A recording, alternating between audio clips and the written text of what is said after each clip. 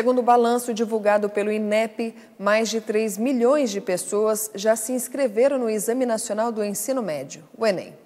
E a poucos dias do final das inscrições, o número já passa de 4 milhões. Em 2016, o exame recebeu mais de 9 milhões de estudantes. Para os interessados em realizar as provas, as inscrições devem ser feitas pelo site do Enem até a próxima sexta-feira. A taxa é de R$ 82 e pode ser paga até o dia 24. A partir deste ano, os exames serão aplicados em 2 domingos consecutivos, nos dias 5 e 12 de novembro. Pelas regras do edital, estão isentos da taxa os estudantes de escolas públicas que concluirão o ensino médio este ano e os participantes de baixa renda que integram o cadastro único para programas sociais. Estão isentos ainda aqueles com renda igual ou inferior a um salário mínimo e meio. Caso haja problema na hora da inscrição, os candidatos podem ligar para o INEP pelo telefone 0800 616161. O atendimento é das 8 da manhã às 8 da noite, segundo o horário de Brasília. Segue o repórter setorial. Pindamonhangaba recebe a exposição Recicla Lata itinerante. A iniciativa percorre o país para incentivar a conscientização sobre reciclagem. A exposição de arte urbana tem como objetivo chamar a atenção para a importância da reciclagem no Brasil e como ela é significativa para a nossa economia. Das 270 mil toneladas que são recicladas em nosso país, 200 mil são aqui de Pindamonhangaba, que é reconhecida há 14 anos como a capital brasileira da reciclagem do alumínio.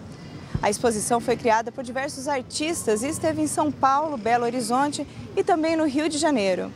E ela permanece aqui na Praça Monsenhor Marcondes e também no Shopping de Pinda até o dia 28 de maio. Segue o repórter setorial.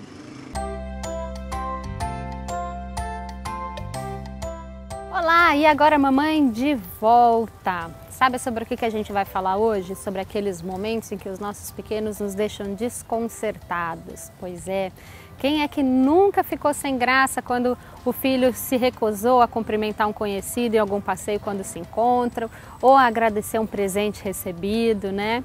E aposto que você já passou por uma situação mais ou menos assim. Foram visitar os parentes, foram visitar amigos, do nada seu pequeno chega segurando um objeto que não estava num lugar de acesso para crianças, um objeto aí dessa casa que vocês foram visitar. E aí, como é que faz? Como é que a gente cria filhos bem educados ou boas maneiras para os pequenos, né?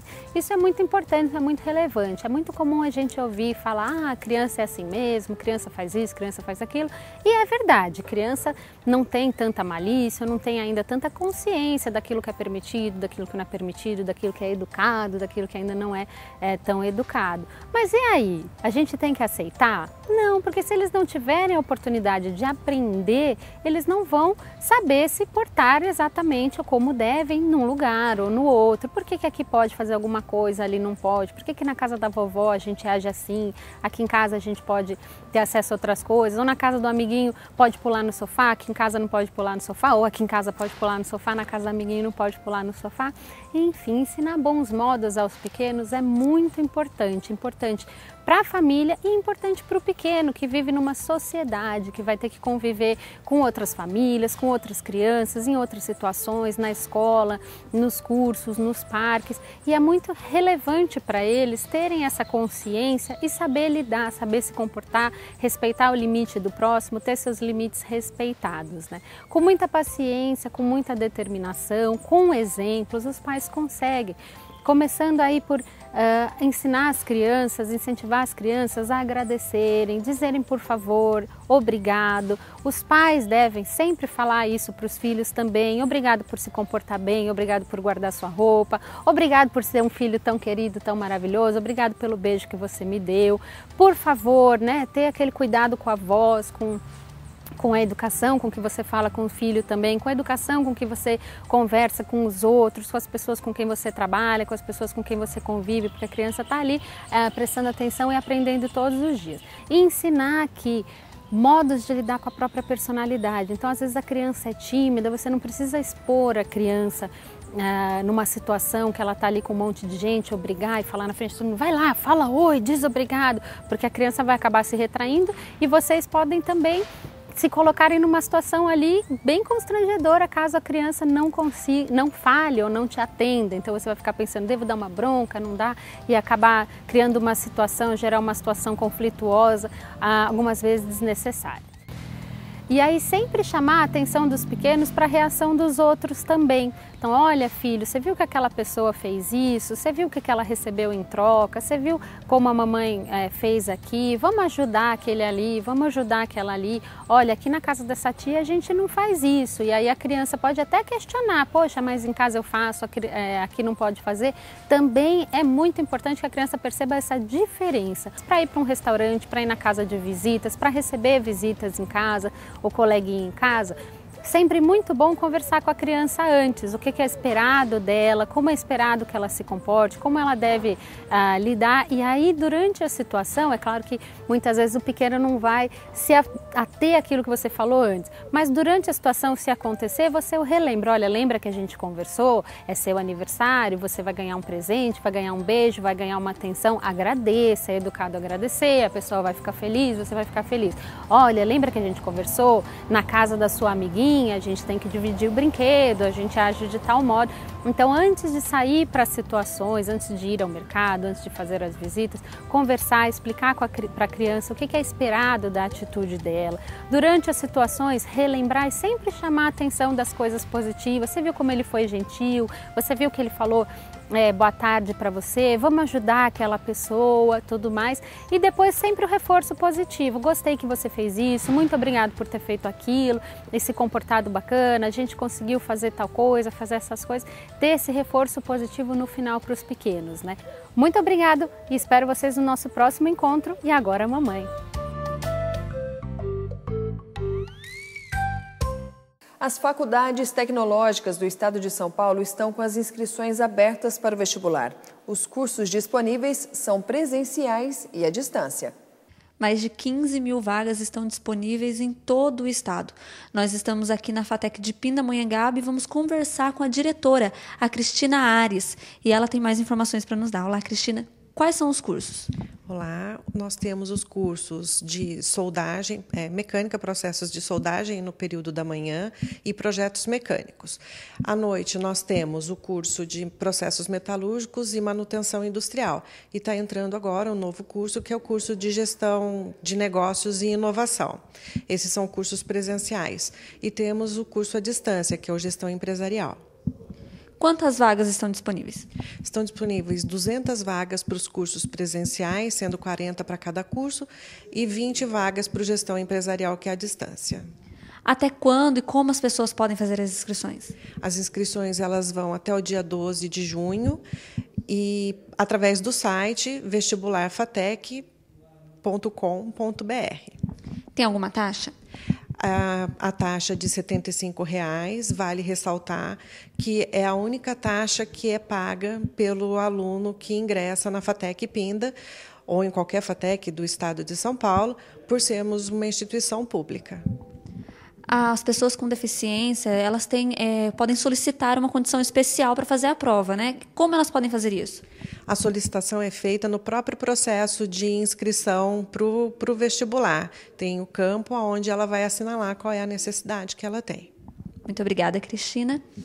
As provas estão agendadas para o dia 2 de julho. Segue o repórter setorial. Fique com a entrevista especial de hoje.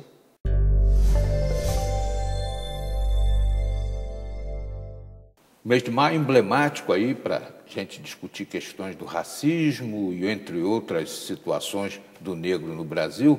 E a gente vinha falando aí dessa história da legislação que demorou muito a ser votada e eu não sei nem se está funcionando ainda. Mas vejo quando a gente vai para Ubatuba, por exemplo, alguns quilombos ali ao longo da estrada já reconhecidos, né? Está funcionando essa coisa, Solange? Na realidade, nós temos, né, a questão quilombola do reconhecimento e da demarcação das terras quilombolas, ela entra na Constituição de 1988. Sim. Né?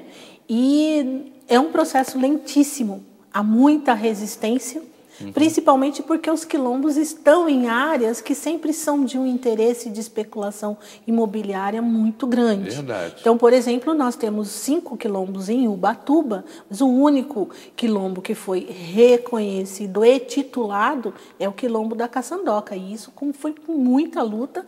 Em 2005, nós tivemos quase uma reintegração de posse do quilombo a favor de uma imobiliária que nunca foi dona daquela terra. O esforço para fazer o restabelecimento dessa cultura é muito grande. Eu participei de um processo na UAB do Rio de Janeiro, e é um tacar-fogo em todos os processos, e dali nós resgatamos o quilombola Manuel Congo, Sim. que foi condenado, e o processo ia ser incinerado, não fosse o trabalho do João Luiz do Boc Pinot, da gente lá pela OAB, para resgatar esse processo lá de Partido Alferes, né, onde havia, hoje é um dos maiores produtores de tomate, Sim. mas realmente é um tacar-fogo na história. Nós temos essa preocupação. Justamente, eu sou formada em História e uma das coisas que me preocupa é justamente isso.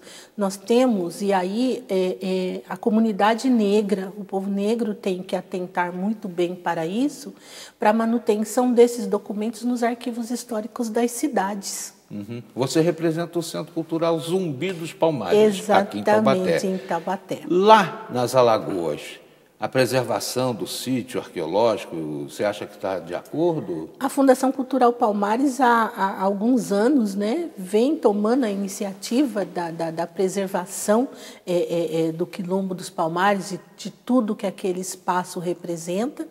Vem sendo feito um trabalho muito interessante pelo governo de Alagoas, juntamente com a Fundação Cultural Palmares, e sim, é um local muito importante para a história do negro nesse país. Tivemos aí uma legislação, né, que assegurou a territorialidade dos quilombos, né? E demorou uma eternidade para esse negócio entrar em vigor. Não sei nem se está funcionando bem. Eu vou te pedir para a gente falar sobre isso na volta da entrevista, tá bom, Solange? Perfeito. Já a gente volta falando sobre racismo e sobre a cultura negra tão importante na formação da nossa gente.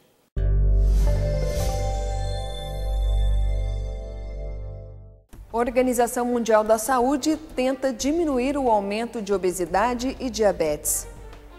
Saiba como já já.